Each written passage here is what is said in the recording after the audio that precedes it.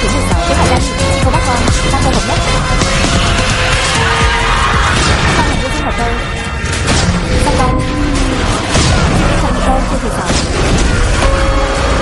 Con hẹn vô hợp tác cơ chiêu thứ 17. Không, hiện nay thật là điên rồ. Ta vô thủ muốn liều mạng với ta sao? Ta vừa mới thức tỉnh thôi mà.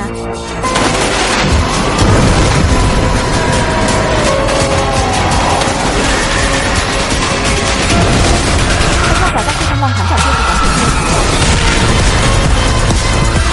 Đây là sự phản của các ngươi rồi. Đáng tiếc, vẫn chưa đủ để cho ta lên bờ. Đáng tiếc, vẫn còn thiếu một chút. Nhưng mà lúc này mà vẫn không thể vô được làm sao? Không còn chút sức lực nào nữa rồi. Không thể để mọi người thất vọng được. 6 chiêu cuối của những thành công ta đã chặn. Đây là một rào cản cưỡng ép vượt qua sự rất nguy hiểm. Đến sợ phải cái gì chứ ta đang đi cơ mà. Chết thì chết thôi. Chỉ cần thành công, chưa đủ lắm.